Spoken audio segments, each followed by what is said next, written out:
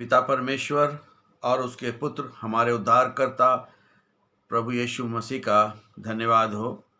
आज का जो मेरा टॉपिक है वो है प्रकाशित वाक्य की पुस्तक, उसका 6 अध्याय 3 और 4, रेवलेशन चैप्टर 6 वर्स 3 एंड 4।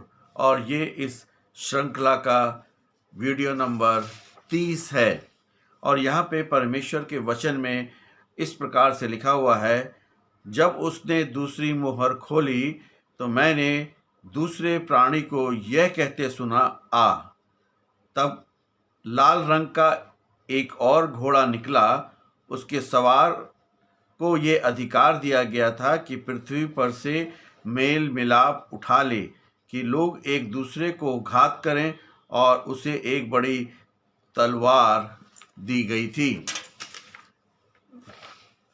यहाँ दूसरे मोहर के खुलने और लाल घोड़े के प्रकट होने का वर्णन है। आत्मिक दृष्टिकोण से लाल घोड़ा और उसका सवार मानव जाति के क्रोध, विद्रोह और न्याय का प्रतीक है। लाल रंग का अर्थ ये है कि बाइबल में लाल रंग अक्सर रक्तपात, युद्ध और पाप का प्रतीक होता है, और ये उस अग्नि और हिंसा को दर्शाता है जो तब उत्पन्न होती है और जब मनुष्य परमेश्वर की शांति को ठुकरा देता है। शांति का उठा लिया जाना ये पद दर्शाता है कि वास्तविकता में शांति यानी कि शालोम केवल परमेश्वर की ओर से आती है। जब परमेश्वर अपना हाथ हटा लेता है तो मनुष्य का स्वाभाविक स्वार्थ और क्रोध और हिंसा का रूप ले लेता है, और यह पवित्र आत्मा की शांति के विपरीत संसार को, क्लेश को दर्शाता है। बड़ी तलवार, द ग्रेट स्वॉर्ड, यह यूनानी शब्द का प्रयोग हुआ है जो एक छोटी खंजर नहीं बल्कि वध करने वाली बड़ी तलवार है। ये बड़े पैमाने पर होने वाले नागरिक संघर्ष और गृह युद्ध की ओर इशारा करती हैं। लाल घोड़ा, रोमन साम्राज्य का पतन।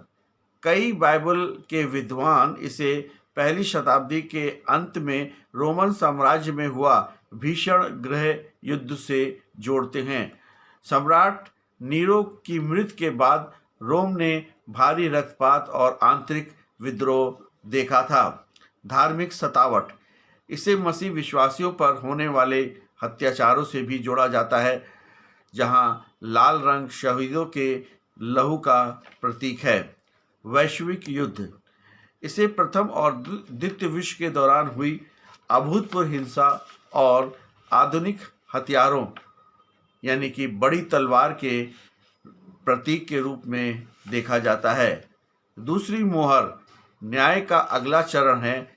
जब सत्य सफ़ेद घोड़ा को ठुकराया जाता है तो न्याय लाल घोड़ा आ जाता है। लाल घोड़ा युद्ध और अराजकता को दर्शाता है कि बिना मसीह के संसार में केवल विनाश की ओर बढ़ता है।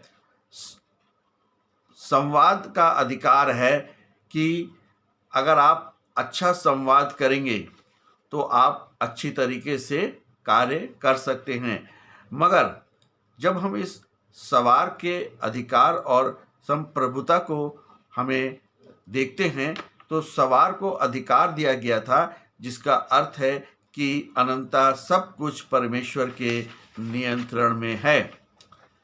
प्रकाशित वाक्य 6:3-4 हमें चेतावनी देता है कि जब मनुष्य सुसमाचार की शांति को अस्वीकार करता है तो वह अंत विनाशकारी युद्धों और आपसी घृणा के अधीन हो जाता है।